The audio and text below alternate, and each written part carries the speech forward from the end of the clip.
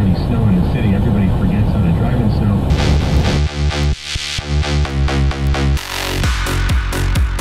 This week, I want to talk about one of my least favorite words in the English language, and that is the word can't.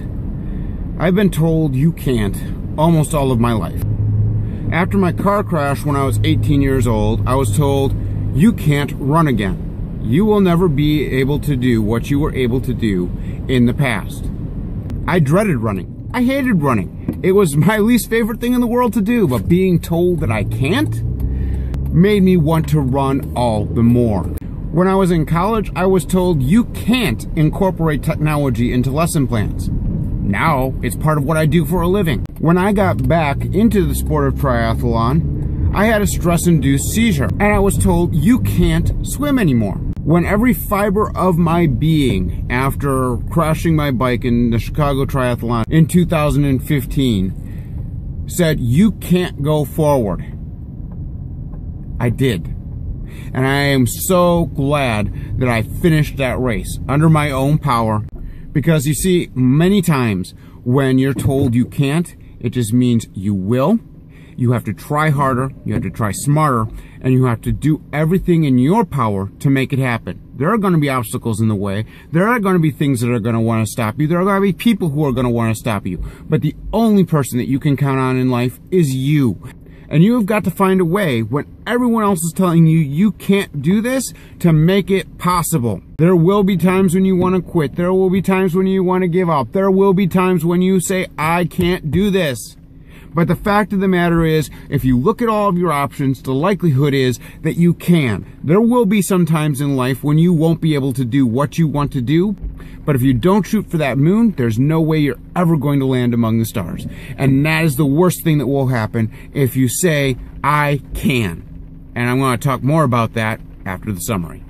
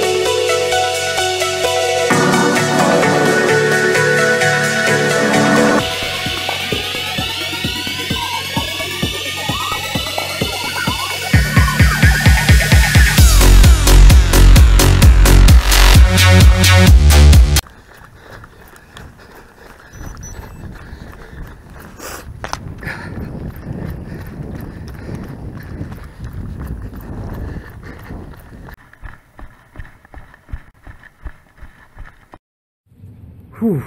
Hey there, YouTube.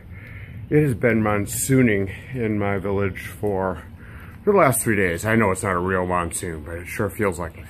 Just nothing but rain for days upon days, which has relegated me to the treadmill, which I hate, especially since the weather's starting to break and it's starting to get a little warmer. You might notice that I'm wearing a big old starter jacket here. Not my choice of rain gear, but I couldn't find it because I've got it tucked away somewhere. So this is all I had available, and I'm sweating bullets. But it is what it is. I'm dry, at least from the rain, not necessarily from the sweat, but hey, whatever, right? As I said in the intro, it's about saying you can. It's about saying I will. It's about saying I want to. Not I have to, not I can't, but I want to and I will. That's really the way that you're able to push through the obstacles that are put in your way. Now, there are going to be times when you're not going to be able to push through.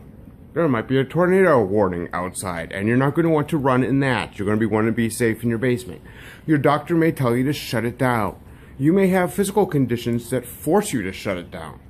And that's all right, because you'll find a way around those things, all right? All you have to do is look at some of the para-triathletes who are out there killing it at Kona and everywhere else. So if they can, you certainly can, right? It's easy enough to do. All you have to do is say, I want to and I will. Don't let the naysayers, don't let the people who are obstacles get in your way. Get them out of your life. If there are people who are stopping you from achieving your goals, walk away. Find other people to surround yourself with. Get yourself a good support network. People who are going to tell you, great job, you can do it, way to go. In my village, I've started a little tri club online. I'm a member of Rock and Run, which is a fantastic running group on Facebook. I'm also a member of We Are Warriors and Pathetic Triathletes and a whole bunch of other Facebook groups, allowing me to surround myself with positive influences. People who are going to tell me I can when even I believe that I can't. So in case you think I'm crazy, here's a little story. It's story time. So back in 2015, I was finally ready to tackle my first international distance triathlon. I had been training for months. I had actually been training for years, since high school, when I did a mini triathlon where they replaced the swim with rollerblading because our pool was under construction. And I felt like the school was telling me, you can't do a triathlon. And then a month and a half, 2 months later, I was in a horrible car accident. I got rear-ended by a drunk driver. And for a while, I lost mobility in my legs. I didn't have any paralysis, but I had a lot of nerve damage. And I was able to walk around and function, but I was not going to be able to run the way I had in the past. And as I said in the beginning, I hated running, but now all I wanted to do was get back to it. Fast forward 15 years, and I started training again for a triathlon and had a stress-induced seizure. Things were crazy in my life, and my doctors told me, you know what, you can't get in the pool, you cannot swim, because we don't want you to have another seizure and drown. That would be a bad thing, and I agreed. So I shut it down again, and I waited until I knew I was completely fine. It was a fluke thing, and it was, thank goodness. It still is in the back of my head sometimes when I'm out in the middle of Lake Michigan. But anyway, you know, people were telling me you can't. And I kept looking for ways to say I can. And so when I had that accident 10 years further down the road, and only a mile into the 25-mile bike at the Chicago Triathlon, I was not going to give up. And I waited for the EMTs to come out, and bandaged my elbows and legs, and said, you're good to go if you want to. Bikes checked me out, put my chain back on for me, because I had no idea what I was doing at that point. And off I went. When I got off that bike, after 24 more miles, I was ready to quit. My legs felt splintered. I was saying, I can't go on. Yet, the people in transition who had already finished the race were telling me, go on, you've trained too hard, fight through it, it'll be okay, you'll make it. Well, I did. I went out on the run, I kind of walked for a while and tried to jog a little bit. By mile 3, I was not able to run anymore. There was no way I was going to continue to run, so I figured, I've got time, I'm just going to walk it out. I looked down at my hip and it was swollen like you can't believe. So I kept going, and towards the last mile I started cramping up. The SAG wagon actually showed up. Was two guys on bikes trying to find out where the end of the race was so that they knew where to send the SAG wagon itself, the support wagon, to get people off the course who weren't going to make it. And I said, no, you can't pull me off. And they said, no, you got plenty of time. And one of the guys, I believe his name was Ray, actually stayed with me until the finish. And he kept asking how I was, what my name was, my story, all that good stuff. And if you've ever done the Chicago Triathlon, you know that the run is along the lakefront. You come around the Shed Aquarium just before you go up the last hill into the finishing chute. And he said, okay, here's the deal. You're going to get around the shed, and that's where all the spectators are going to be, and you're going to get that lift of adrenaline, and you're going to make it through. And I said, okay, sure, whatever, right? And sure enough, we come around the shed, and he starts telling everybody my story.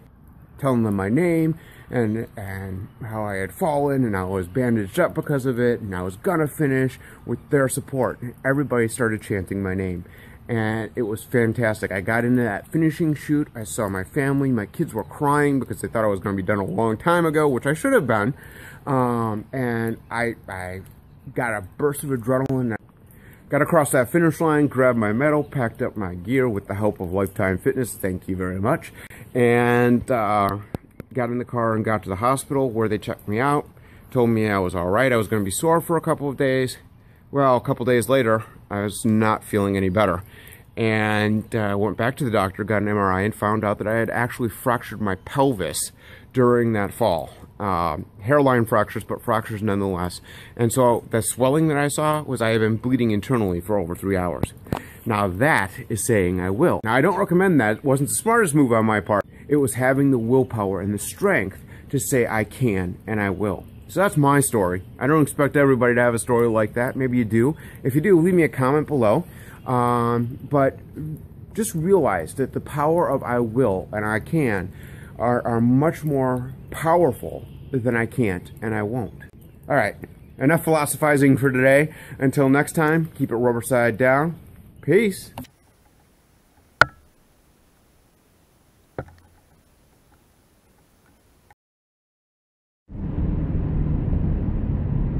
In case you've ever wondered what's the deal with all these sunglasses that I tend to wear, I can promise you they have nothing to do with my trying to emulate YouTuber extraordinaire Casey Neistat. While one of Casey's recent videos did inspire my can't rant at the top of this episode, which I'll link up here or down below in the description, my sunglass obsession has nothing at all to do with Casey. They are also not a fashion statement. While they do look cool, most of my sunglasses come from discount warehouses like the Dollar Tree or Five Below. Not affiliated with them in any way. In fact, many of them are giveaways at races. This pair happened to come from Brooks. Thank you very much. And if any other companies are out there who want me to promote their sunglasses on this vlog, feel free to contact me and I'm sure we can work something out. So what is the real purpose behind the shades? Safety. You see, a few years ago, I was running in a forest preserve and was dive bombed by a blackbird. I had no idea that this species was prone to attack runners during their mating season.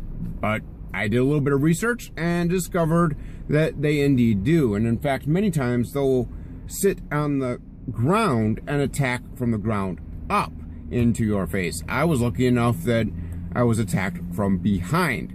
So ever since then, I will not be caught running or biking outside without a pair of sunglasses, whether it's sunny, raining, snowing, or pitch dark.